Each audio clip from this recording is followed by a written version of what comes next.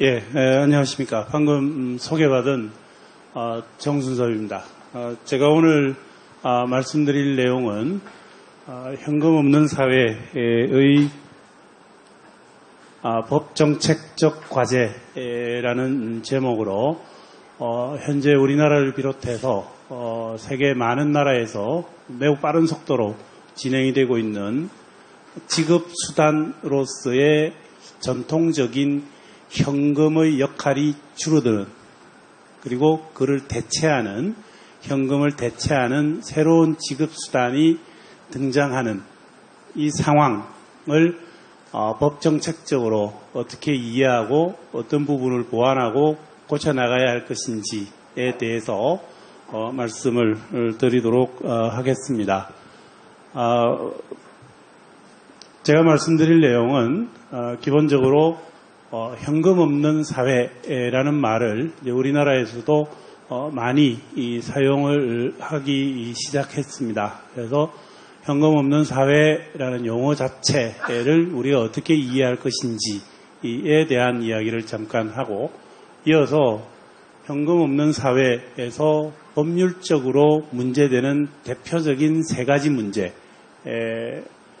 지급 업무와 은행법, 지급수단의 확대와 법화제도, 그리고 비현금 지급수단과 지급 업무의 규제체계라는 이제 세 가지 문제에 대해서 현황을 살펴보고 논의되고 있는 상황을 정리한 후에 앞으로 나아갈 방향에 대해서 제가 가지고 있는 생각을 간단히 정리해 보도록 하겠습니다. 그리고 마지막으로 이상의 논의를 정리하고 앞으로의 발전 방향을 전망해보는 것으로 강의 내용을 준비를 했습니다. 먼저 우리가 지급 또는 지급결제라는 이제 말을 많이 사용하고 있는데, 영어로는 payment라는 말을 이제 번역한 용어가 되겠습니다. 그리고 지급결제라는 말은 payment settlement를 이제 번역한 말이 되겠고요. 그래서 경제주체들이 경제활동 과정에서 발생하는 당사자 간의 채권 채무를 최종적으로 이행하여 종결시키는 과정이라고 이제 이해를 하시면 되겠습니다. 금전으로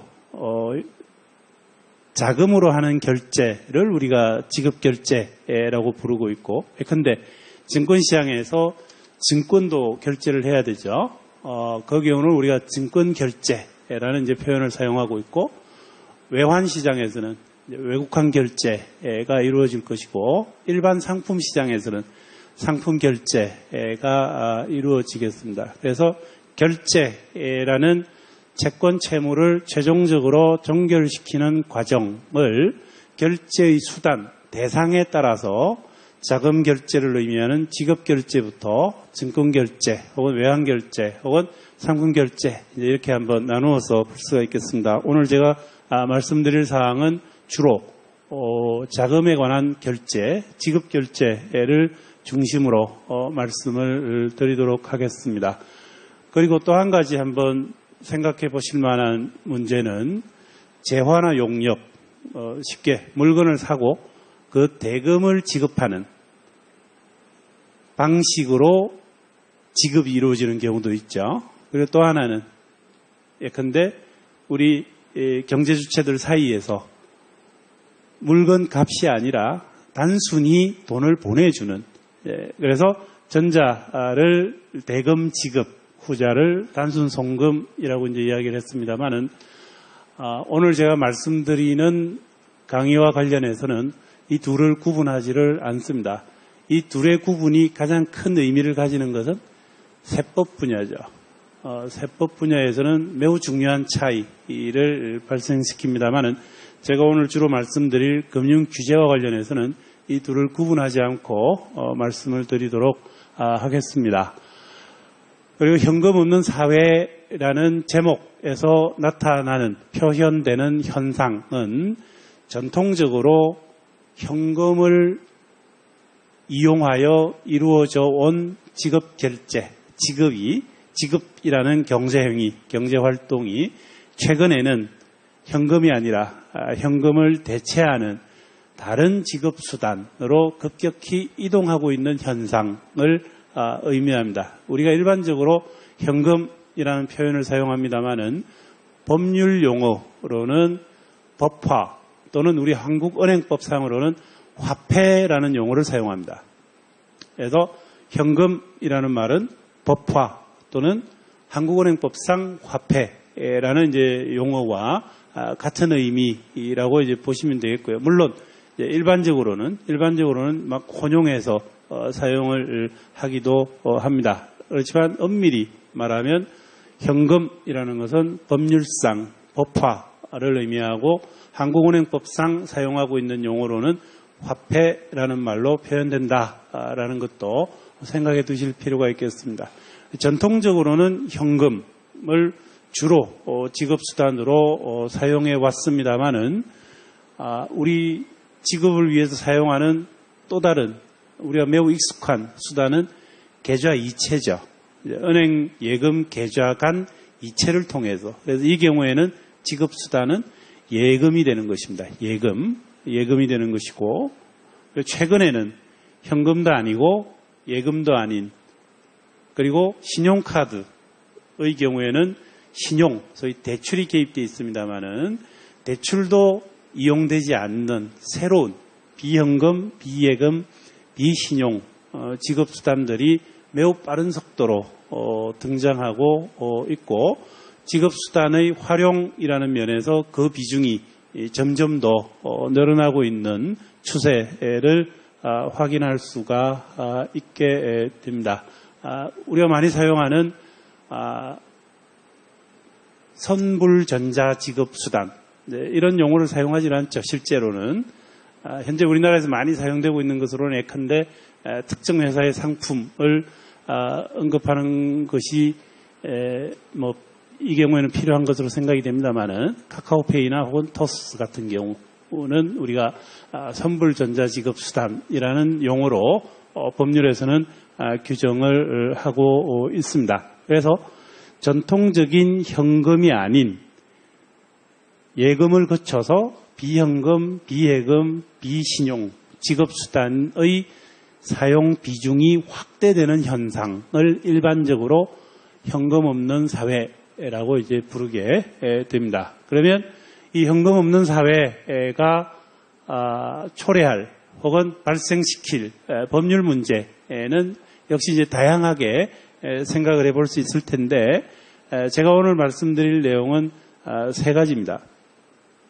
전통적으로 현금을 이용하지 않는 지급 업무는 우리나라를 포함한 대부분의 국가에서 은행을 통해서 이루어져 왔습니다. 구체적으로는 예금 계좌를 통해서 이루어져 왔죠. 그래서 이걸 법률 용어를 사용해서 질문으로 바꿔보면, 현금을 사용하지 않는 지급 업무는 은행만이 할 수 있는 업무인가? 좀 더 정리하면 비현금 지급 결제 업무는 은행법상 은행의 배타적 고유 업무인가? 라는 질문으로 바꿔볼 수 있습니다. 그래서 현금 없는 사회로 나아가기 위한 첫 번째 법적인 과제, 우리가 정리해야 될 또는 해결해야 될 과제는 은행법상 현금을 사용하지 않는 지급 업무의 법적 지위를 어떻게 이해할 것인가 하는 문제를 먼저 확인해 볼 필요가 있습니다. 그리고 두 번째로는 우리 한국은행법에서 규정하고 있는 법화제도를 이용하면 생각해 보면 강제 통용력이라는 용어를 사용합니다. 현금으로 법화로 지급을 하면 채권자는 이를 채무의 지급수단으로, 이행수단으로 수령해야 되는 법적인 효력을 우리가 강제 통용력이라고 이야기를 하고, 법화제도의 존재 이유가 되겠습니다. 그렇지만 현재 현금의 이용 비중이 급속히 줄어들고 있기 때문에 전통적으로 우리가 이해해왔던 법화제도를 현금 없는 사회라는 현상을 앞에 두고 어떻게 이해할 것인가도 정리돼야 될 과제가 되겠습니다. 그래서 첫 번째로 현금 사용이 급속히 줄어드는 것과 관련해서 법화의 제도적 의의를 확인해 볼 필요가 있다는 것이고, 그리고 두 번째로 방금 말씀드린 강제 통용력이라는 게 구체적으로 현실적으로 어떤 의미를 가지는지 하는 것도 한번 생각해 볼 필요가 있겠고요. 세 번째로 현금 없는 사회, 소위 현금의 사용이 급격히 줄어드는 사회가 되면 현금이 아닌 다른 지급 수단에 익숙하지 않은 계층 혹은 사람들의 경우에는 현금의 사용을 일종의 권리로 인정해 줘야 되느냐. 현금 없는 사회로의 발전이 급속하게 이루어지는 과정에서도 현금을 사용하려는 사람들의 권리를 인정해 줘야 하느냐. 법률 용어로 바꿔서 말씀을 드리면 현금의 사용을 소비자의 권리로 인정할 것인가 라는 세 번째 문제가 나타나게 됩니다. 그리고 마지막으로 이렇게 비현금 지급수단의 확대를 전제로 현재 우리가 알고 있는 다양한 지급 업무에 대한 규제 체계를 어떻게 만들어 나갈 것인가에 대한 이제 고민을 할 필요가 있는 단계에 이르렀다라고 생각이 됩니다. 그래서 제가 오늘 말씀드릴 내용은 이 세 가지를 중심으로 말씀을 드리도록 하겠습니다. 그래서 먼저 현금 없는 사회라는 용어를 많이 사용하고 있는데 의미가 무엇이냐인데, 현금 없는 사회라는 말 자체는 캐시리스 소사이어티를 번역한 말입니다. 캐시리스 소사이어티를 번역한 말인데 완전히 현금이 없어지는 무현금 사회를 의미하는 것이냐, 아니면은 여기 less cash society라는 말을 썼습니다만은 저현금 사회라는 번역을 사용하기도 합니다. 그래서 현재 우리가 이야기하는 현금 없는 사회라는 것이 현금이 완전히 없어지는 무현금 사회를 의미하는 것이냐, 아니면 현금이 없어도 현금을 사용하지 않아도 경제활동을 할 수 있는 사회를 의미하느냐는 한번 생각해 볼 필요가 있겠습니다. 근데 현 단계에서는 현금 없는 사회라고 이야기를 하면 일반적으로는 less cash society를 이야기합니다. 그러니까 현금이 완전히 없어지는 사회가 아니라 현금이 없어도 살 수 있는 사회를 의미하는 것으로 이해하고 계속 말씀을 진행하도록 하겠습니다. 최근에 유명한 로고프의 책에서도 소액 현금은 유지하는 less cash society를 제안하고 있는 것을 이제 볼 수가 있죠. 그럼 현금이 완전히 없어지는 사회에는 법률적으로 구현이 가능한가? 법률상으로는 구현은 가능합니다. 가능하지만 적어도 현재까지는 현금이 없어도 살 수 있는 저현금 사회를 의미하는 것으로 이해하고 그 뒤에 논의를 진행을 하도록 하겠습니다. 몇 가지 용어를 정리해 봐야 될 텐데, 먼저 지급수단이라는 이제 용어를 한번 정의를 해 봐야 되겠습니다. 지급 결제를 위해 사용되는 수단입니다. 수단인데, 현금이냐, 현금이 아니냐, 혹은 페이퍼, 그러니까 종이의 기초에 있느냐, 장표라는 이제 표현을 썼습니다만은, 장표의 사용 여부에 따라서 어음, 수표, 전자음 등등으로 이제 구분을 해볼 수도 있겠고요. 다음에 비현금 지급 수단이라고 이야기를 하면 현금 또는 현금을 대체하는 장표에 기초한 어음이나 수표를 제외한 지급 수단을 의미하는 것으로 이해하시면 되겠습니다. 여러 가지 형태가 나올 수가 있습니다. 은행 예금을 이용하는 예금 계좌 이체도 있고, 다음에 은행 계좌 이체에 기반한 다양한 유형들도 나올 수가 있고, 그리고 거기에 기초하지 않은 새로운 유형들도 나올 수가 있고요. 다음에 지급인이 실제 자금 부담을 언제 하느냐에 따라 자금 부담 시점이 지급 시점보다 앞이냐 뒤냐 같으냐에 따라서 선불형, 직불형, 후불형으로도 구분을 할 수가 있겠습니다.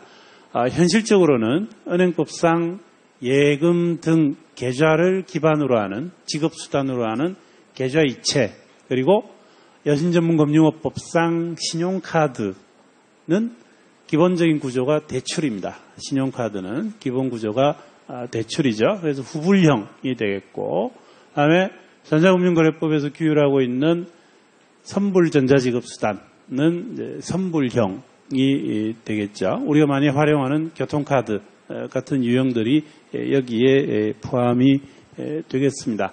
여러 가지 기준에 따라서 다양하게 구분해 볼 수 있겠습니다만은 자금 부담 시점에 따라서 선불, 직불, 후불형으로 구분하는 이 부분은 한번 이해해 두시면은 좋을 걸로 생각이 됩니다. 그다음에 지급 업무라고 이야기를 하면 앞에서 말씀드린 지급 수단을 이용해서 실제 지급을 행하는 업무가 되겠고, 가장 대표적으로는 은행법상 은행이 예금을 지급 수단으로 하는 업무가 가장 대표적인 그리고 전통적인 유형이 되겠고요.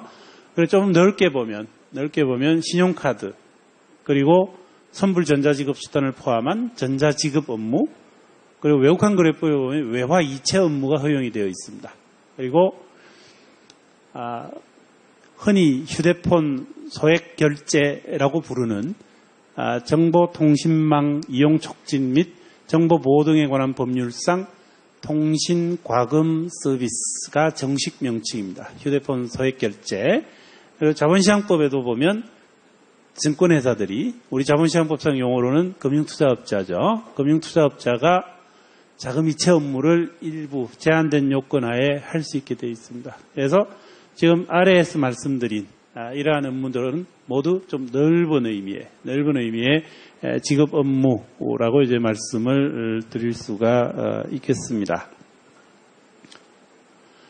다음에 우리가 많이 사용하는, 실제 많이 사용하고 있는 이제 간편결제와 간편송금이 되겠는데요. 먼저 간편결제에는 신용카드를 포함한 지급카드의 정보를 스마트폰과 같은 모바일 기기 등에 미리 저장해 두고 거래 시에는 별도의 비밀번호 입력이 없이 별도의 실물 카드를 사용할 필요 없이 비밀번호를 입력하거나 단말기를 접촉하는 등으로 결제하는 서비스가 되겠습니다. 우리나라에서도 지금 많이 사용이 되고 있고, 한국은행 자료를 인용하면 2018년 중에 매우 빠른 속도로 증가하고 있는 추세를 확인할 수가 있습니다.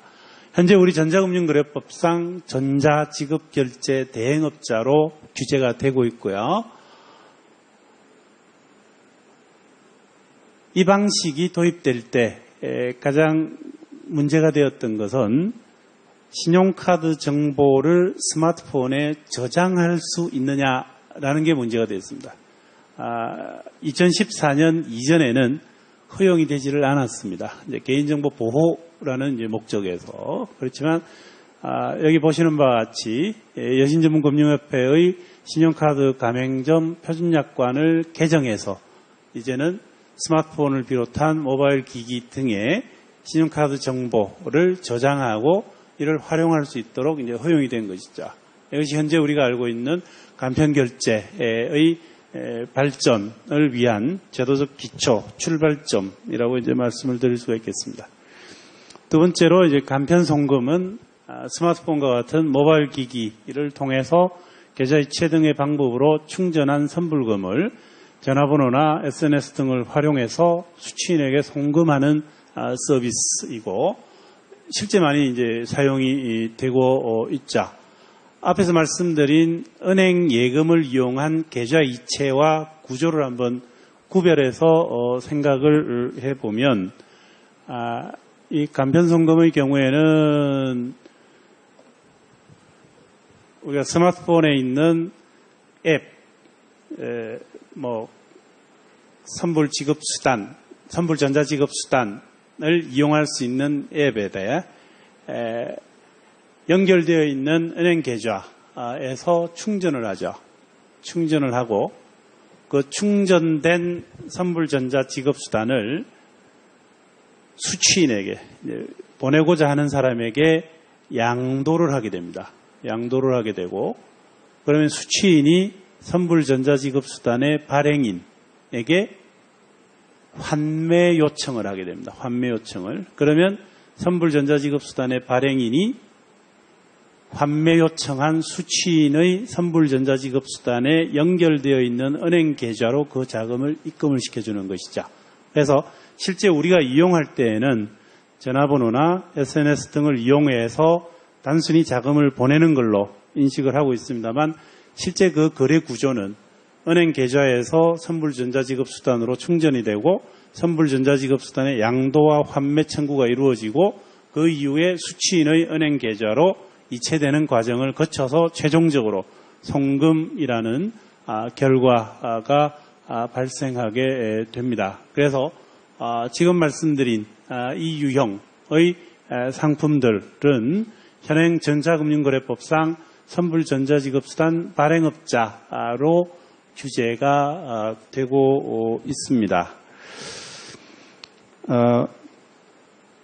그래서 다양하게 우리는 그 법적 성질이나 법적 구조를 엄밀히 따지지 않고 실생활에 다양하게 사용하고 있는 다양한 지급수단 혹은 지급 업무들도 그 거래 구조나 법적 근거에 따라 분석해보면 지금 각각 다른 법적 근거하에서 각각 다른 거래 구조에 따라서 최종적으로 지급이라는 우리가 원하는 경제적 효과를 발생시키고 있는 점을 확인할 수가 있습니다.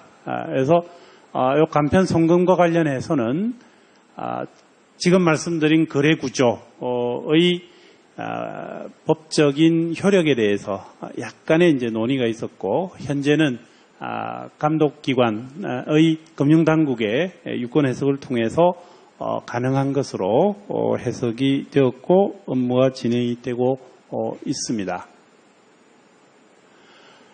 다음에 현금 없는 사회의 구조라는 제목을 한번 붙여봤습니다만은 현금 없는 사회가 어느 정도 진행되고 있는지를 외국에서 조사한 자료 그리고 우리 국내 한국은행에서 조사한 자료를 종합해서 간단히 한번 살펴보도록 하겠습니다. 먼저 2013년에 마스터카드에서 조사한 자료를 보면 현금 없는 사회로의 진전 정도를 4단계로 구분을 해서 설명을 하고 있고 우리나라의 경우에는 70%로서 두 번째 단계인 현금 없는 사회로의 진전을 지속하는 시장과 정책이 시장이 공존하는 국가라고 설명을 하고 있습니다. 여기 있는 자료는 마스터카드의 조사 보고서를 국내 언론에서 보도한 내용을 한번 정리를 해본 것입니다만은 아래 보시는 바와 같이 중요한 것은 비현금 결제를 어떻게 정의하느냐의 문제입니다. 여기 보시면 미국이 상당히 높게 나오죠. 80%로 나오는데 그 바로 윗줄에 보시면 이체, 계좌 이체가 포함이 되어 있습니다. 그리고 수표가 포함이 되어 있죠. 그래서 만약에 이 둘을 빼면 아마도 미국의 비율이 상당히 낮아질 것으로 생각이 되고요. 다음에 일본에서 조사한 자료를 보면 그 아래 조금 자세히 설명을 해뒀습니다만은 분모를 민간 최종 소비 지출로 하고 분자를 신용카드 결제액과 선불 전자지급수단 결제액으로 해서 백분율로 환산한 것을 비현금 결제 비율이라고 정의하고 그걸 계산을 해봤습니다. 그래서 2016년을 보면 한국이 96.4%로서 세계에서 가장 높게 나오고 있고요. 다음에 이어서 영국, 중국 등을 거쳐서 일본의 경우는 19.9%였고 독일은 15.6%를 기록을 했습니다. 국가별로 상당한 차이가 나는 것을 볼 수 있습니다만 앞에서 말씀드린 것처럼 비현금 결제 비율을 어떻게 정의하느냐에 따라서 이 비율은 달라질 수 있습니다. 달라질 수 있는데 이 자료, 소위 신용카드 결제액과 선불 전자지급수단 결제액을 합산한 그 비현금 비율을 살펴보면 우리나라가 상당히 앞서 있는 것을 확인할 수가 있죠.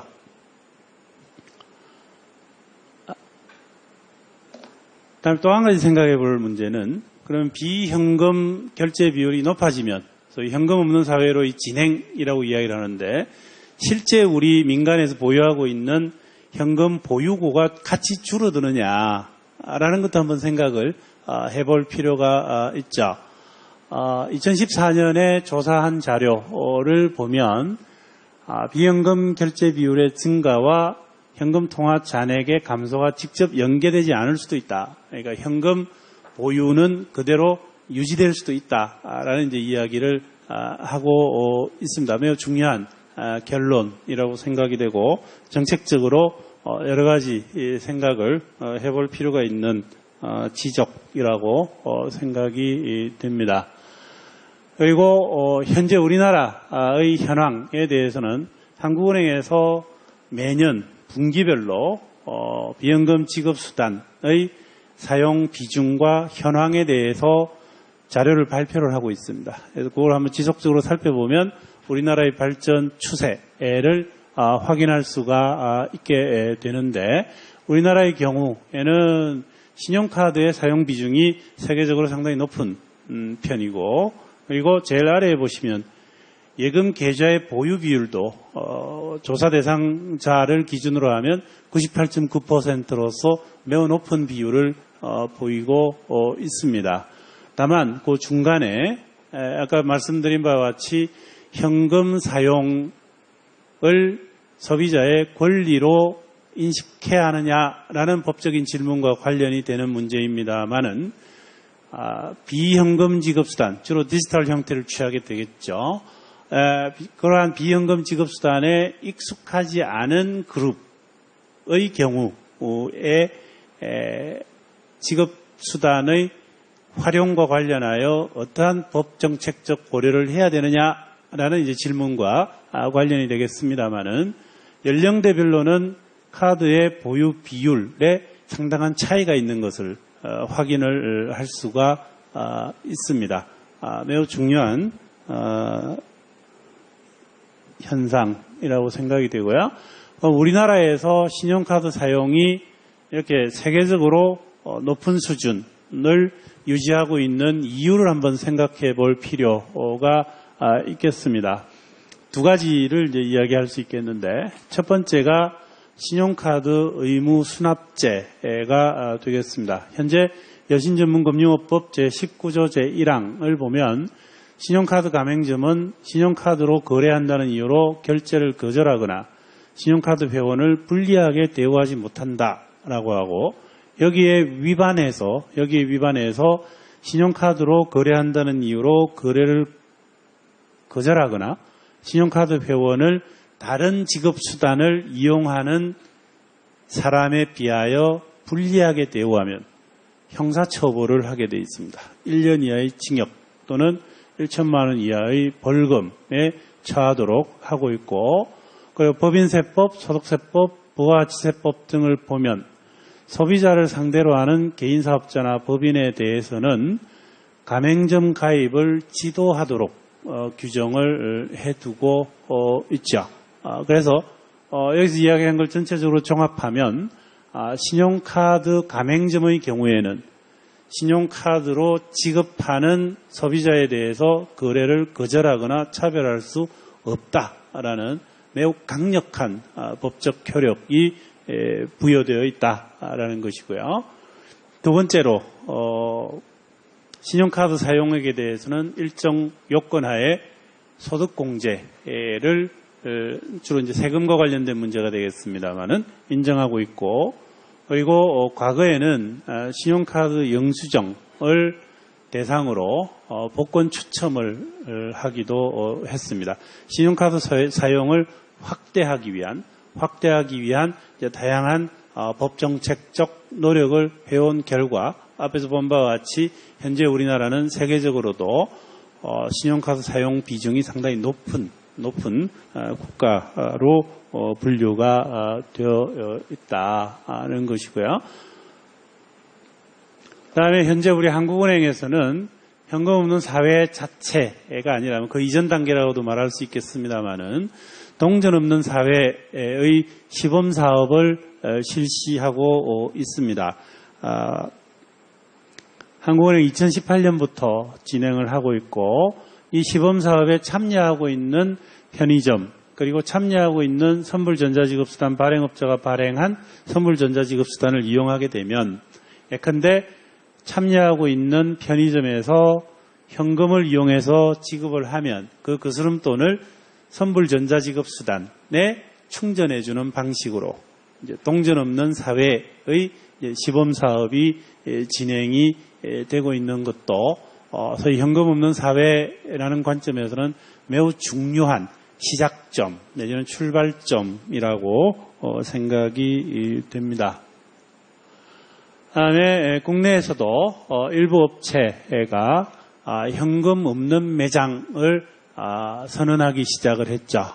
현금을 받지 않는 대신에 근데 비현금 지급수단을 이용하도록 권장하는 그런 매장이 나타나기 시작했다라는 것은 매우 주목할 만한 현상이라고 생각이 됩니다.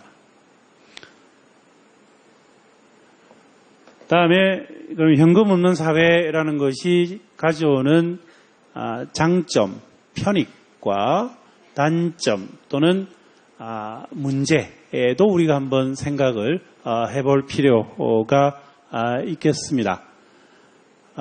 지난 9월 16일자로 우리나라도 종이 없는 증권 시대, 증권에 대해서 종이증권을 발행하지 않는 전자증권이라는 이제 용어를 사용하고 있습니다만은 우리가 알고 있는 증권은 전통적으로 종이에 일정한 사항을 기재하고 발행인이 기명 날인하거나 서명하는 형태로 발행되는 소위 종이증권을 전제로 이야기를 해 왔습니다. 그런데 금년 9월 16일부터 우리나라도 전자등록 방식으로 전자등록기관이 관리하는 전자등록부에 등록하는 방식으로 증권이 발행되는 전자증권 시대가 열렸습니다.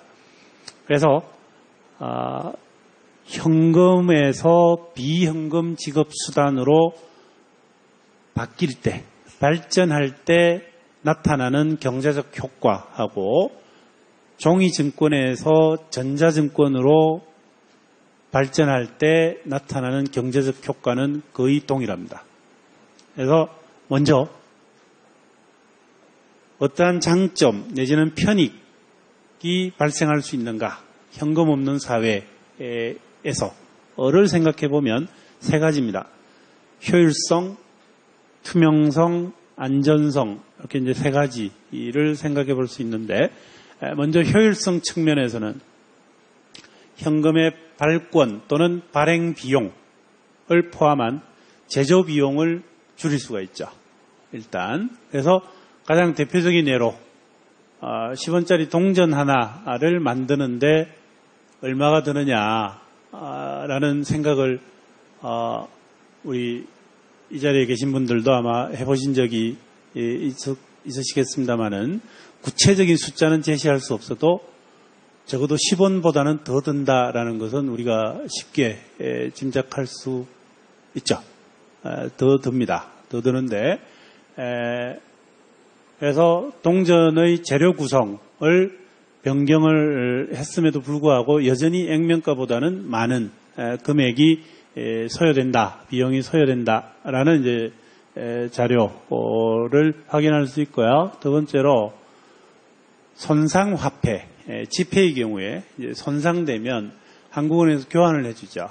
그래서 손상화폐 교환에 소요되는 비용이 2018년 중에 저기 보시면 639억 원이 이제 소요된 것으로 발표가 되어 있습니다. 그리고 직업인이나 수취인의 회계 처리나 자산 관리에서도 현금 관리 비용이 일단은 없어지면 상당 부분 줄어든다라는 것은 우리가 쉽게 짐작해 볼 수가 있겠습니다. 그래서 경제적인 관점에서의 효율성은 우리가 쉽게 이해할 수 있는 부분이고요. 두 번째로 투명성에서는 현금의 장점이면서 단점이라고 이야기할 수 있는 것이 익명성이죠. 익명성. 누가 사용했는지를 알 수 없는 그 익명성인데 그 익명성이 세원 확보 혹은 자금 세탁과 같은 금융 범죄의 수단이 될 수 있다는 생각을 하면 현금의 익명성을 폐기하고 모든 거래 내역을 전자기록의 형태로 확인할 수 있게 되고 소위 세원 확보 혹은 자금 세탁과 같은 금융 범죄의 가능성을 줄이지 않겠느냐라는 소위 투명성 관점에서의 장점 내지는 편익도 우리가 한번 생각해 볼 수가 있죠. 물론 여전히 논쟁이 진행되는 부분은 비현금 지급 수단이 자금 세탁을 포함한 금융 범죄의 가능성을 줄일 것이냐에 대해서는 여전히 논란이 있습니다만은 현금에 비해서 추적 가능성이 높아진다는 것은 명백하죠. 이제 세 번째가 안전성입니다.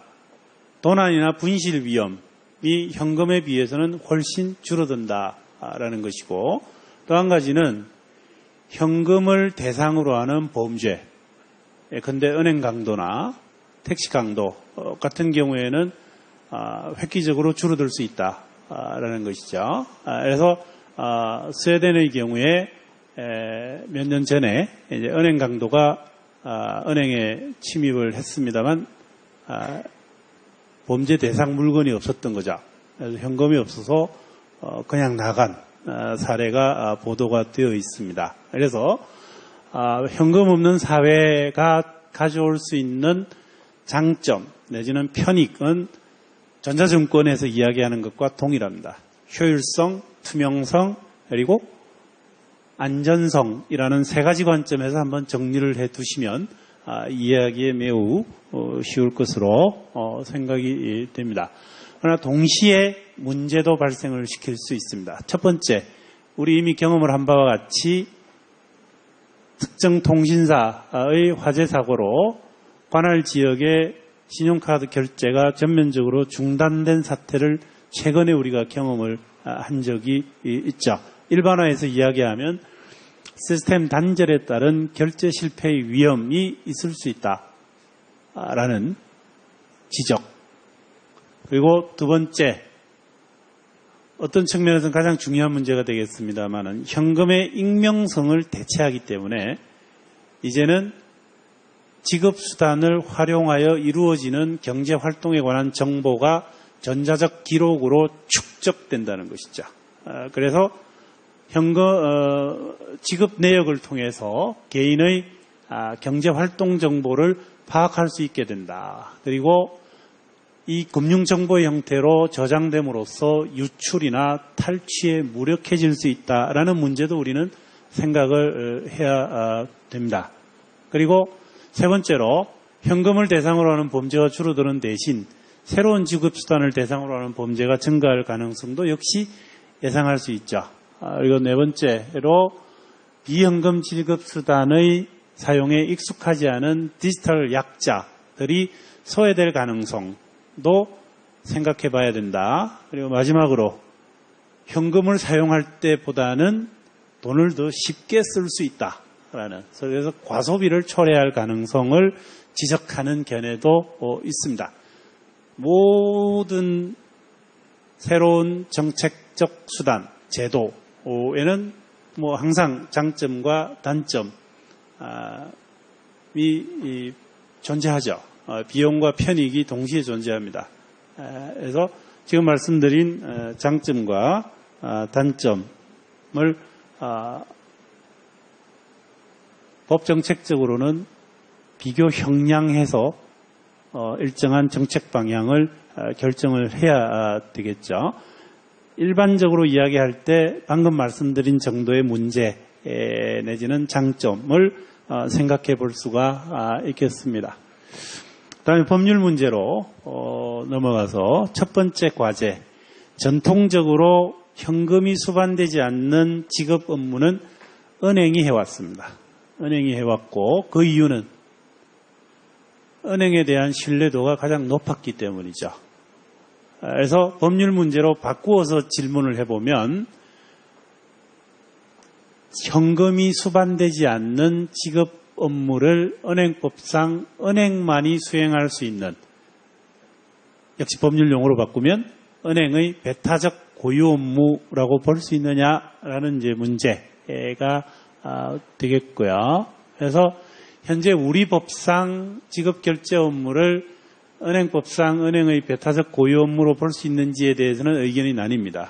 의견이 나뉘지만 아까 광의의 지급 업무라는 부분에서도 간단히 소개를 했습니다만은 현재 우리나라에는 비현금 지급 업무를 은행법 이외의 법률에서 허용하고 있는 사례가 꽤 많이 존재합니다. 그래서 이 부분은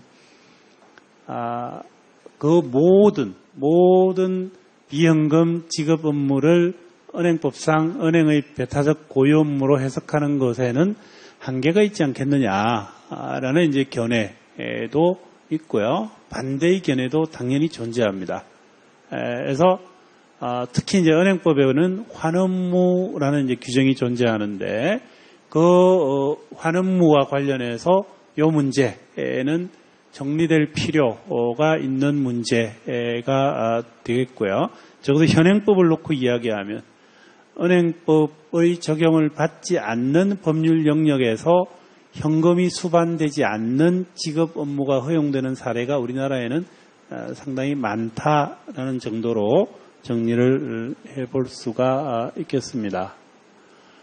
그래서 외국의 사례를 한번 말씀드리면 은행법상 지급결제 업무가 은행법상 은행의 배타적 고유 업무임을 전제로 제도를 설계하고 있는 나라, 반대로 은행법상 지급결제 업무가 은행의 배타적 고유 업무가 아님을 전제로 제도를 설계하고 있는 사례 두 가지를 다 확인할 수 있는데, 먼저 은행의 배타적 고유 업무라는 걸 전제로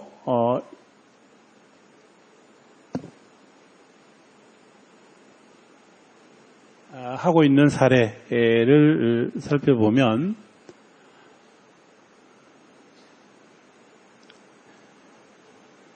일본이 가장 대표적입니다. 앞에 화면이 일본의 이 사례를 보면 일본에서는 은행법상 환거래를 지급결제 업무로 이해하고 은행의 배타적 고유 업무로 해석을 합니다. 일본의 최고재판소 판결을 보면 고객으로부터 격지자 간에, 서로 떨어진 장소에 소재하는 자, 격지자 간에 직접 현금을 수송하지 않고 자금을 이동하는 구조를 이용하여 자금을 이동하는 것을 내용으로 하는 의뢰를 받고 이를 인수하는 업무를 지급결제 업무라고 정의하고 은행의 배타적 고유 업무로 이해를 하고 있죠. 상당히 넓게 해석을 하고 있습니다. 상당히 넓게 해석을 하고 있고, 그리고 일본에서는 은행 이외에도 비현금 지급결제 업무를 허용을 합니다. 허용을 하는 법률이 자금결제에 관한 법률인데, 그 자금결제에 관한 법률에 보면 아래 보시면 은행법 제4조 제47조의 규정에 불구하고 자금이동업을 할 수 있다라는 이제 규정이 나오는데, 그 의미가 은행법상 배타적 고유 업무임을 전제로 은행법의 적용을 배제해서 예외를 뒀다라는 취지의 규정입니다. 그에 비해서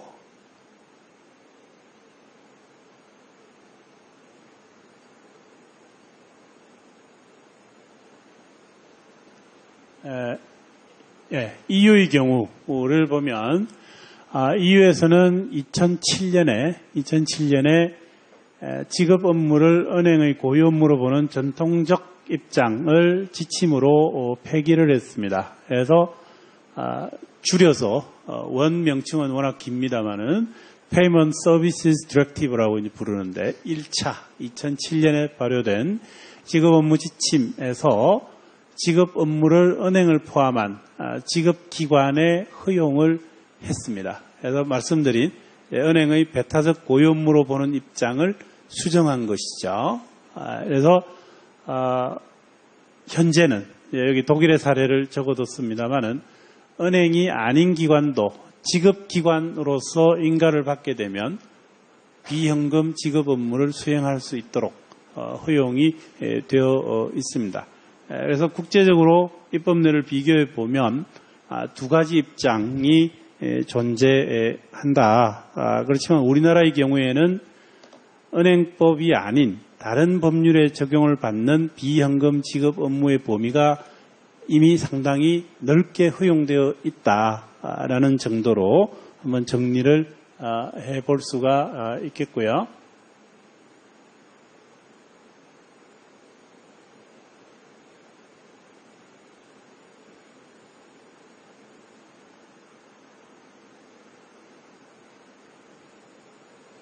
다음에 두 번째 법률 문제로 법화의 강제 통용력에 대해서 말씀을 드리겠습니다.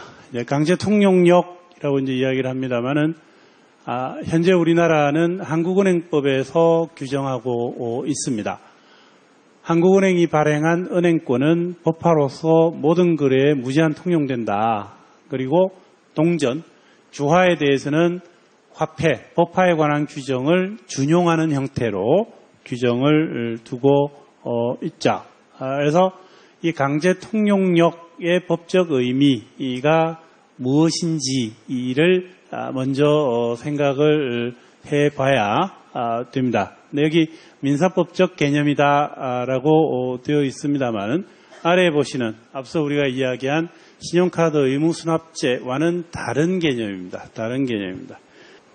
한국은행법상 법화의 강제 통용력이라는 것은 여기 이제 민사법적 개념이라고 이제 표현을 했습니다만은 그 의미가 현금을 받지 않으면 형사처벌을 한다거나 하는 의미가 아니고 현금으로 채무자가 현금으로 채무 이행을 위하여 지급을 했는데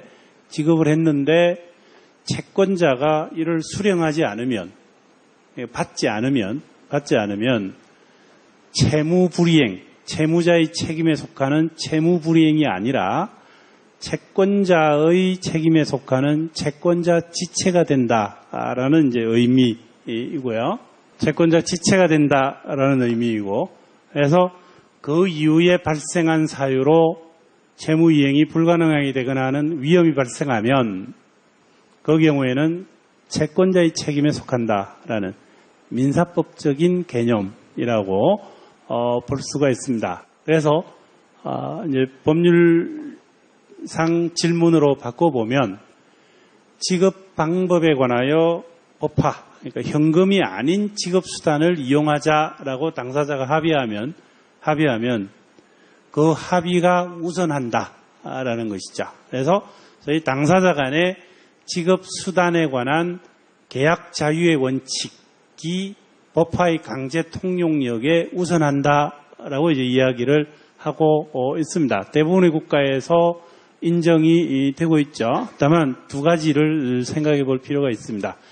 어떤 경우에 그러한 합의가 이루어졌다라고 볼 수 있는지는 한번 생각해 봐야 되고, 두 번째로 협상력의 차이가 있는 경우에 어떻게 인정할 것인지 하는 요 특약이 성립되었다라는 지급수단의 사용에 관한 별도의 합의가 이루어졌는지에 대한 소위 법화 현금을 사용하지 않겠다라는 합의가 이루어진 것인지를 어떠한 요건 하에서 어떠한 경우에 인정할 것인지라는 것은 사실 문제로서 그리고 법률 문제로서 매우 중요한 과제다라는 단서를 붙일 수 있습니다만은 원칙으로는 당사자 간의 지급 수단에 관한 별도의 합의, 현금을 사용하지 않고 다른 지급 수단으로 지급하자라는 합의가 있으면 그 합의가 우선한다라는 이제 말씀을 드릴 수가 있겠고요. 지급수단과 관련해서 우리가 관심 깊게 살펴봐야 될 문제는 근로자의 임금 지급이죠. 근로자의 임금 지급에 대해서 우리 근로기준법에 보면 통화로 지급해야 된다라고 되어 있습니다. 그래서 법령이나 단체협약에 다른 규정이 있는 경우에는 통화 이외의 방법으로 할 수 있다라고 허용을 하고 있는 것도 우리가 한번 확인을 해볼 수가 있고요. 두 번째로 우리 간혹 이제 언론에 보도되는 문제로서 밀린 임금을 요구하는 근로자에게 10원짜리 동전으로 예컨대 한 30만 원의 밀린 임금을 지급을 했다. 이제 이런 보도를 간혹 우리가 언론에서 접할 수가 있습니다. 그래서 그 문제를 그런 법적으로 어떻게 이해할 것인가의 문제가 나타나게 되는데, 이 문제에 대한 대안으로 현재 국회에 임금의 지급 방법을 집회나 계좌 이체로 한정하는 방안이 발의가 되어 있습니다. 근로기준법 개정안에 보면. 그리고 한국은행법 개정안도 국회에 지금 제출이 되어 있는데, 이 경우에는 주화, 동전의 경우에는 강제 통용력에 한도를 두자는 겁니다. 한도를. 그러니까 10원짜리로 30만 원, 50만 원, 100만 원 이렇게 지급하고자 할 경우에는 강제 통용력이 적용되지 않도록 하자라는 법률안이고요. 현재 국회에 제출되어 있는 안은 주화 액면 금액의 100배를 넘지 않는 범위에서 법화로서 통용된다. 그래서 강제 통용력의 한계를 액면 금액의 100배로 해놓은 거죠. 그래서 10원짜리인 경우에는 1000원이죠. 100배니까. 그래서 그 아래 제한 이유를 보면 밀린 임금을 동전으로 지급하는 사례 등의 사회적 부작용에 대해서 대응하기 위한 것이다. 라는 이제 제한 이유를 설명을 하고 있습니다. 이 두 가지 법안이 의도하는 바, 제한 이유, 목적은 우리가 이해할 수 있죠. 근데 최근에 보도된 것을 보면 주화가 아닌 소액 은행권, 그러니까 1000원짜리로 지급하는 사례가 있을 수도 있다라는 것이죠. 그래서 그럼 이 문제를 다 포함해서 어떤 식으로 이해하는 것이 좋겠느냐인데, 첫째, 고액을, 근데 수백만 원을 10원짜리 동전으로 지급하게 되면 우리 민법상으로는 지급 방법이 신의 성실의 원칙에 반한다라는 이야기를 하게 됩니다. 반한다. 그런데 문제는 어느 정도 사용을 했을 때 신의 성실 원칙에 반한다라고 볼 것인지의 판단 기준이 없죠.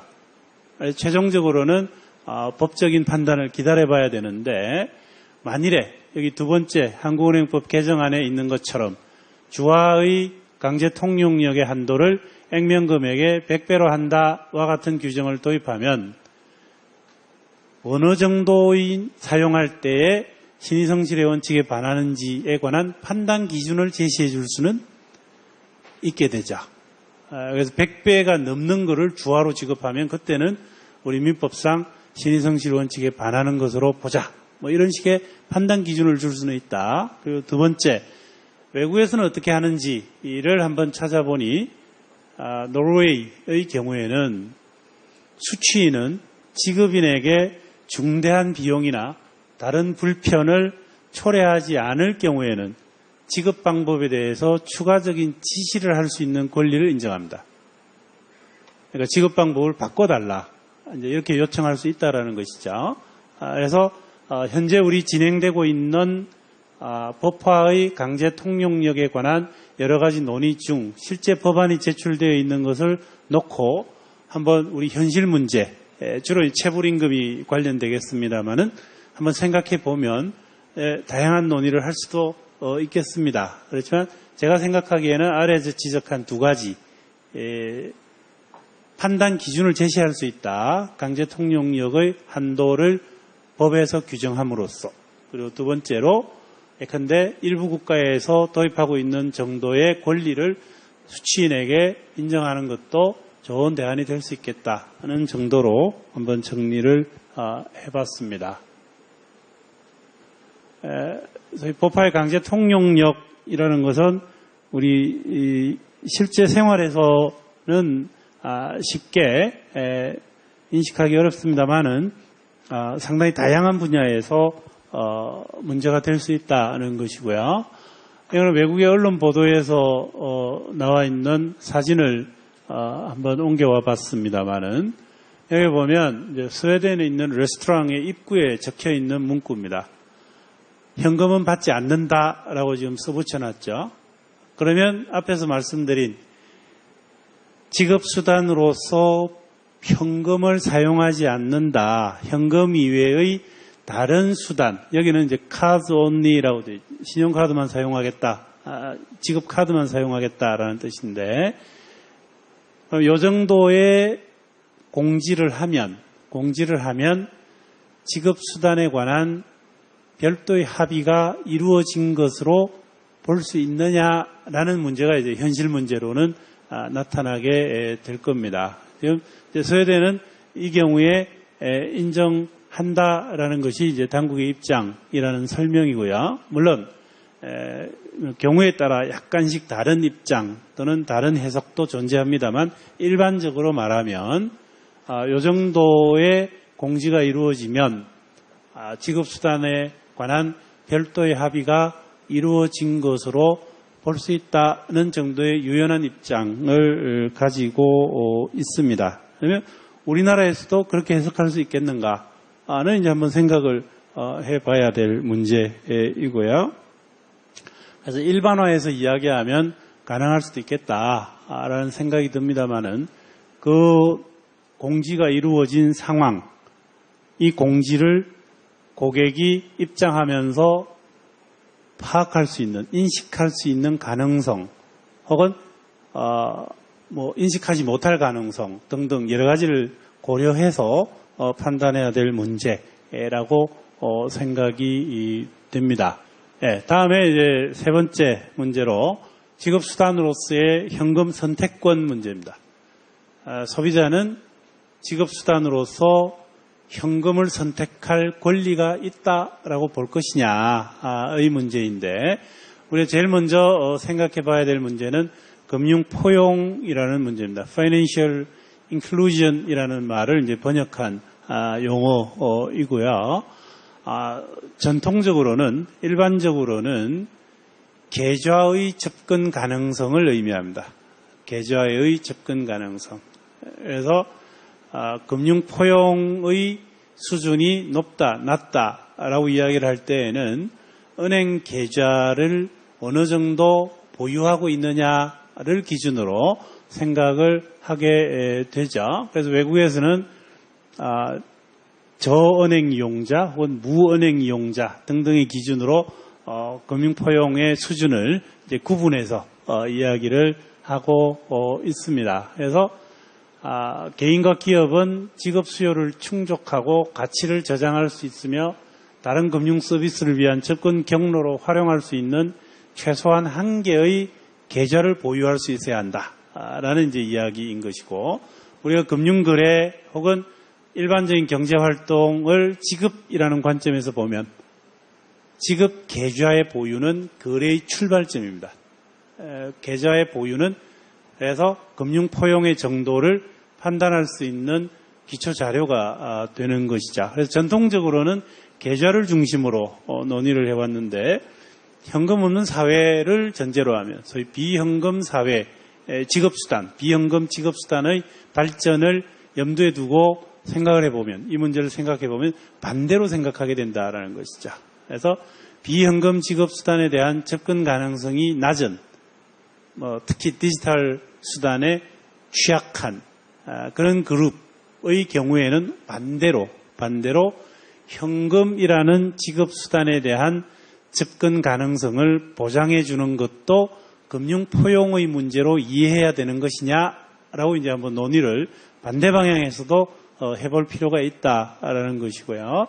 제가 정리한 바는 제일 아래에 보시는 바와 같이 지급수단에 대한 선택권 보장이라는 관점에서 현금 사용권 혹은 현금 선택권을 파악하는 것도 금융 포용이라는 관점에서도 충분히 이해할 수 있는, 수용할 수 있는 논의다라고 생각을 한번 정리를 해봤습니다. 그래서 두 가지 외국의 사례를 소개해 볼 텐데요. 첫 번째가 일부 국가에서는 거래 과정에서 지급수단으로서의 현금 수취를 거절할 수 없게 하는, 그러니까 현금을 반드시 받도록 하는 그런 국가도 우리가 볼 수가 있습니다. 첫 번째가 이제 덴마크의 사례인데, 덴마크에서는 이제 캐시룰이라는 표현을 사용을 합니다. 그래서 지급 카드와 같은 지급 수단의 수취는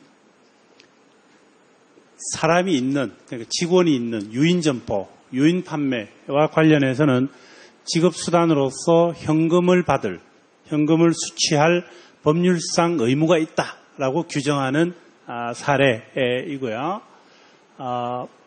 그 취지는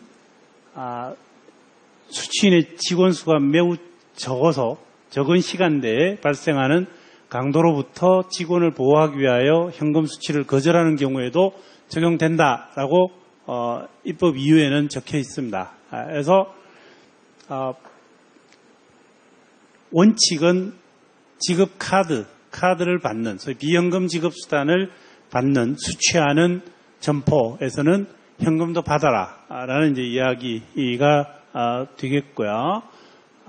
그렇지만 이제 두 가지 예외가 나오게 됩니다. 근데 원격 판매의 경우, 그리고 또 하나는 무인 점포, 무인 셀프 거래 환경에서의 지급 거래, 그리고 일부 국가에서는 자금 세탁 방지 목적으로 고액 현금 거래를 금지시킵니다. 고액 현금 거래 자체를. 그래서 이 두 경우가 이제 예외가 되겠고,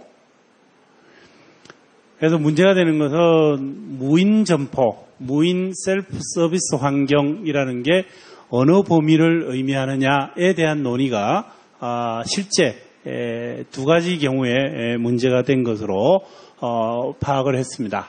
첫 번째 문제됐던 것은 버스입니다. 버스의 경우에 버스 기사분은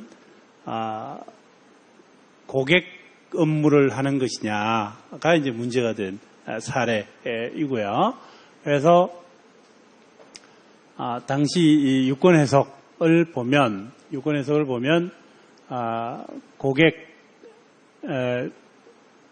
버스의 운전기사는 주로 버스를 운전하고 고객과의 접촉은 최소화해야 된다는 등등등의 논리하에 무인 점포로 해석을 했습니다. 그래서 현금을 받지 않아도 된다라고 이제 해석을 했던 것이죠. 물론 여러 가지 조건이 붙어 있습니다만은, 그리고 그 아래에 보시면 범죄 가능성이 높은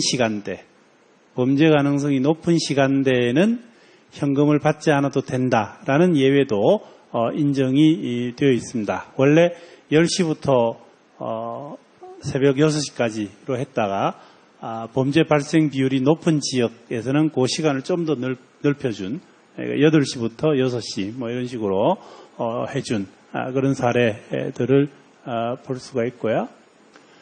노르웨이에서도 이제 비슷한 문제가 논의가 되었고, 말씀드린 바와 같이 수취인은 지급인에게 특별한 추가 비용을 발생시키지 않을 경우에는 지급 수단에 관하여, 지급 방법에 관하여 일정한 추가적인 요구를 할 수 있는 권리가 인정되어 있다라는 것도 우리나라에서 시사하는 바가 크다라고 생각이 됩니다.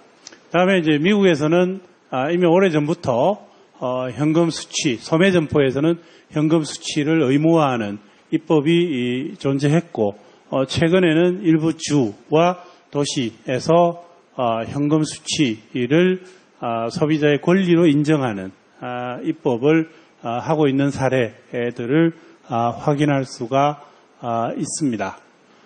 다음에 반대로 이제 현금 사용을 제한하는 사례인데, 말씀드린 바와 같이 이 경우는 주로 자금 세탁 문제입니다. 자금 세탁 방지라는 관점에서 고액 현금 거래를 막는 이제 그런 입장을 나타내고 있죠.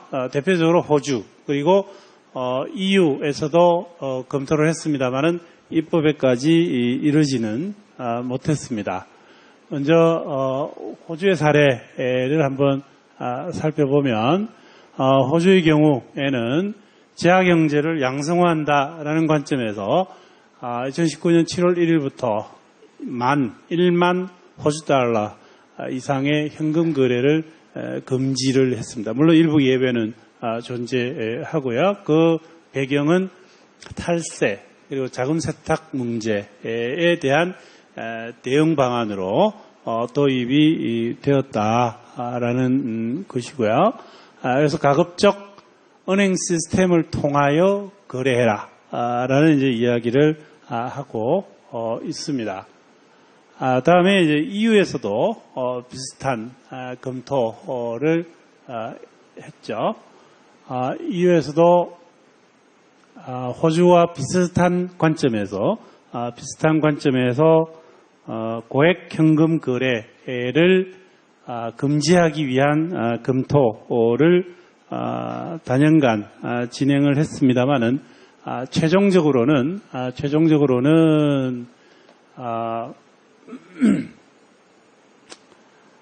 추가적인 입법 조치를 취하지 않는 것으로 현재는 결론이 나와 있습니다. 다만 EU의 회원국 중에는 호주와 유사한 제한 내지는 규제를 가지고 있는 사례도 확인할 수가 있다라는 것이죠. 그래서 2016년 이후에 자금 세탁 방지 그리고 주로 이제 공중 협박 자금의 조달 방지 등을 위한 목적으로 조치를 검토했습니다만은 최종적으로는 현 단계에서 입법을 고려하지 않는다라고 발표를 했습니다. EU의 경우에는 EU에 가입하고 있는 회원국들에게 통일된 규칙을 제공하기 위한 수단으로 두 가지를 이용합니다. 첫 번째가 여기 지침이라고 번역했습니다만 디렉티브가 되겠고요. 두 번째가 규칙이라고 번역했습니다만 레귤레이션입니다. 그래서 디렉티브 또는 지침의 경우에는 회원국의 국내 입법기관에서 입법을 해야만 회원국의 법으로서 구속력을 가지는 수단이고요.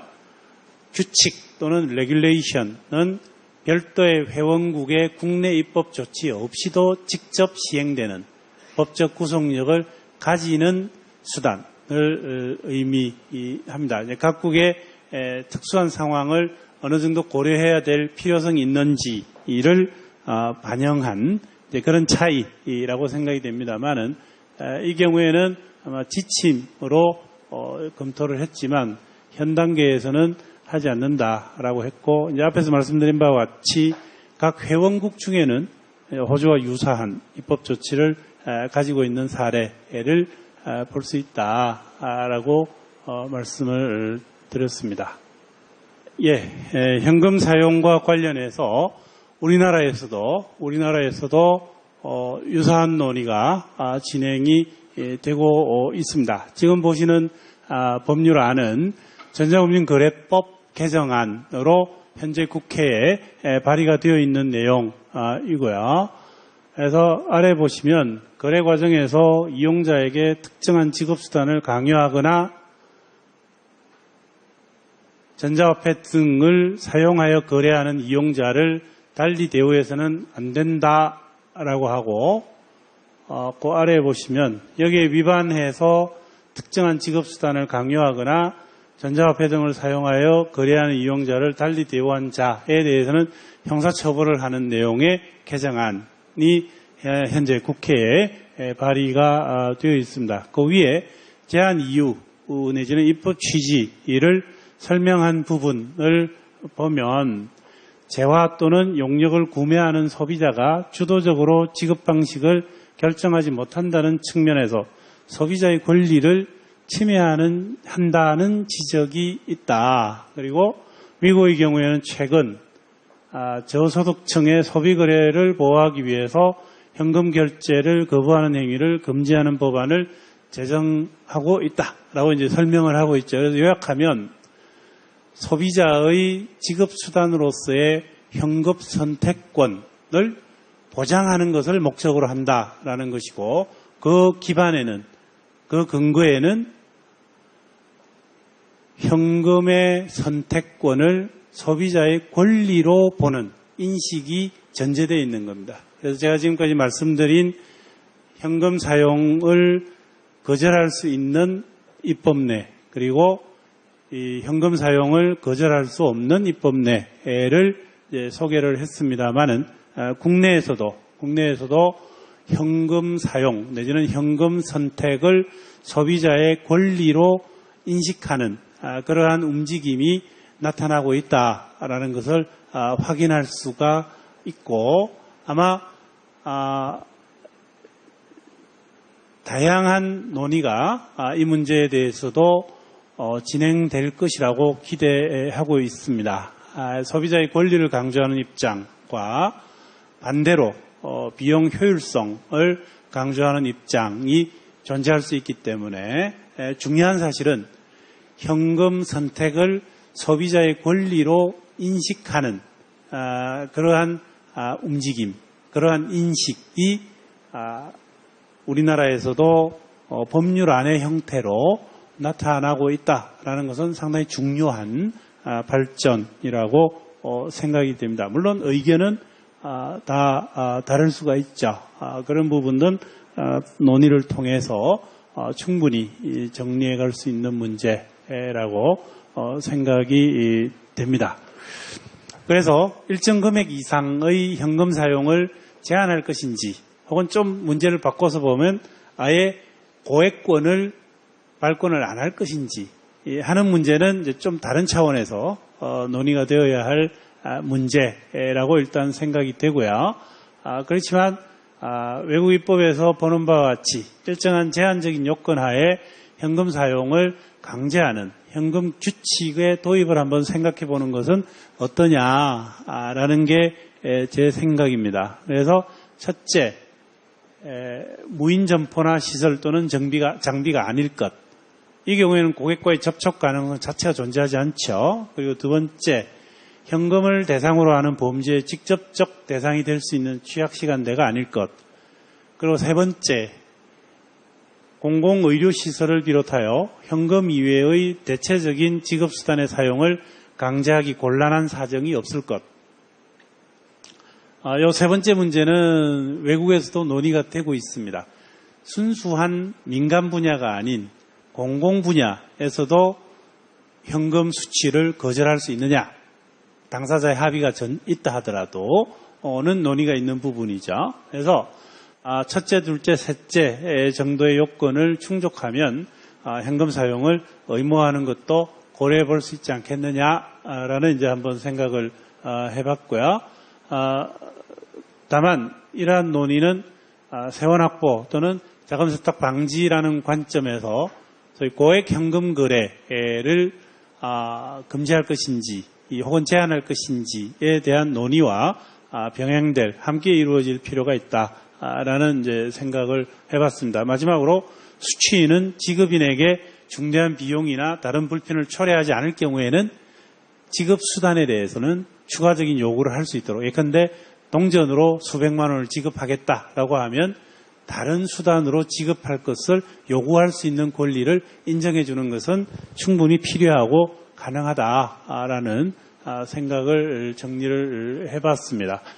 다음에 이제 비현금 지급 수단과 직업 업무의 규제 체계와 관련해서는 이제 비현금 지급 수단의 발전, 현금 없는 사회로의 진행을 전제로 앞으로 우리나라에서의 직업 업무의 규제 체계는 어떻게 가는 것이 좋을까라는 것을 한번 개인적으로 생각해 본 내용이고요. 그래서 직업 수단의 발행, 중개, 청산 이렇게 한 3가지 정도로 나누어서 발전 방향을 생각해 볼 수 있겠다라는 이제 생각을 해봤고요.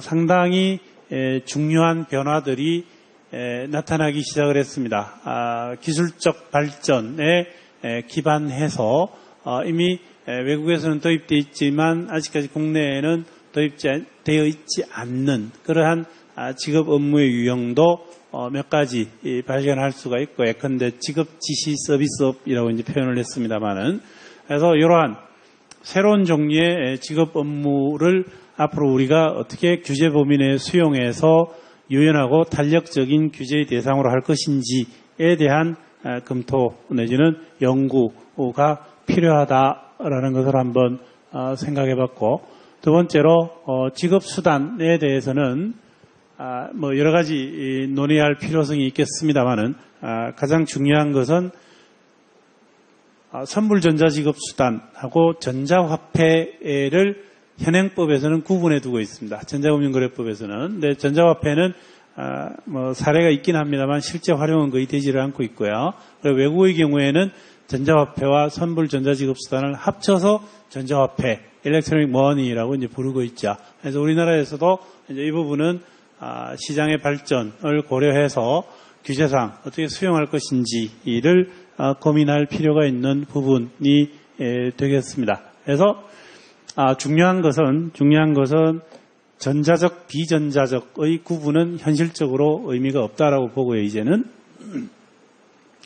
자금의 부담 시기와 지급 시기가 일치하는지 선후에 따라 선불, 직불, 후불을 나누는 것이 오히려 더 중요하다라는 이야기를 한번 정리해 볼 수 있겠습니다.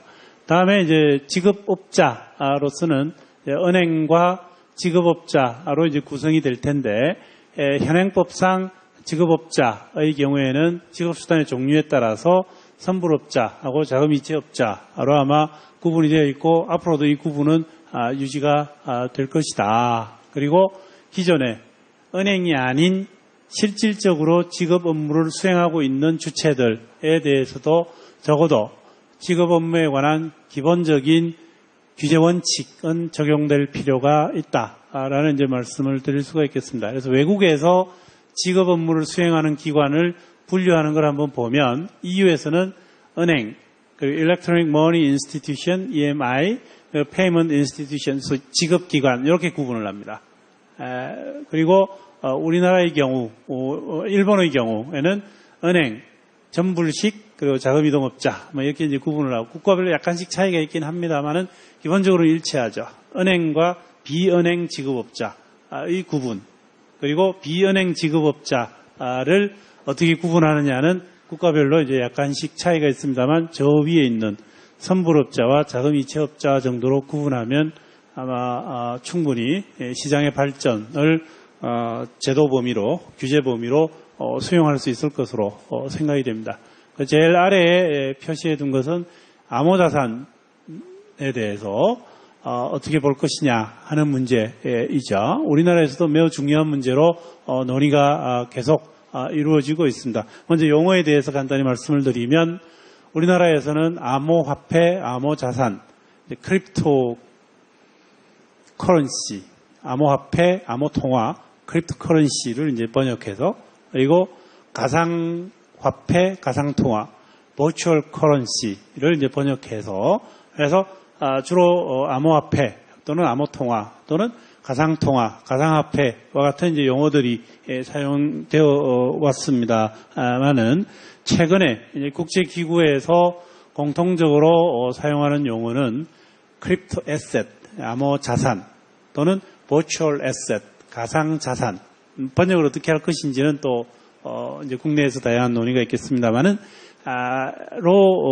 용어가 좀 정리되는 그것을 확인할 수가 있습니다. 그래서 여기서 이제 암호자산이라고 표현하면 이 암호자산에 대해서 지급수단이라는 관점에서 지급 업무라는 관점에서 어떻게 파악할 것인가라는 것은 중요한 논의 대상이 되겠고요.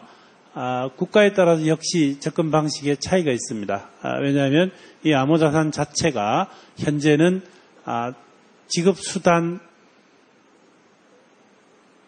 이외에 또는 지급수단보다는 자본조달수단, 소위 ICO 등의 형태로 혹은 투자수단으로 활용되는 측면이 관찰되고 있기 때문에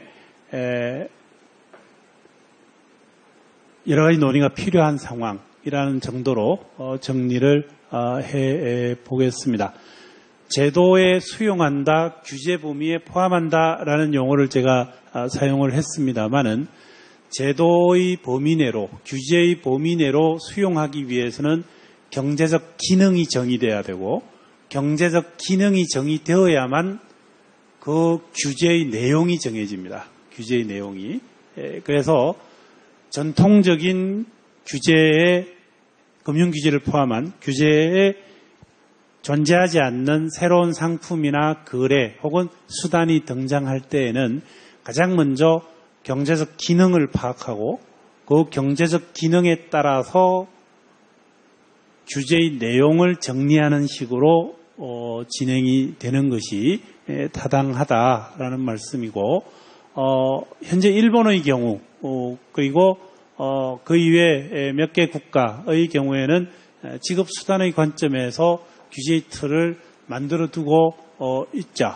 그렇지 않은 나라도 있고 그래서 우리나라에서도 논의가 필요한 부분이라고 생각을 하고 있습니다. 그래서 정리하면 지금까지 말씀드린 사항을 정리해보면 현금 없는 사회는 무현금 사회가 아니라 현금이 없어도 살 수 있는 사회라는 의미에서 저현금 또는 less cash society라고 이제 보는 것이 맞겠고요. 기술 발전의 필연적인 결과물이라고 이야기할 수 있습니다. 그리고 다른 분야에서도 마찬가지입니다만은 지급 분야, 지급 수단이라는 관점에서도 시장의 발전이 법률의 발전보다 항상 속도가 빠르죠. 그래서 시장과 법률 사이에는 일정한 시차가 존재할 수밖에 없습니다. 그 시차는 그 시장에 참여하는 사람 입장에서는 법적 불확실성, 다른 말로 하면 법적 위험으로 나타나고 그건 바로 비용으로 작용하죠. 그게 지나치게 높아지면 아예 거래 자체를 못하는 소위 냉각 효과가 발생하는 것이죠. 그래서 새로운 기술 발전에 기반하여 새로운 수단, 상품, 거래가 등장하게 되면 말씀드린 바와 같은 과정을 거쳐서 소위 경제적 기능을 파악하고 법적 성질을 분석한 후 제도의 틀에, 제도의 범위 내로 수용하는 과정을 거치게 되는 것이죠. 그래서 현재 우리나라에서도 지급수단, 지급업무, 지급업자라는 관점에서도 일부는 이미 제도의 틀에 수용이 되어 있지만 일정 부분은 추가적인 논의가 필요한 부분도 존재하는 것이죠.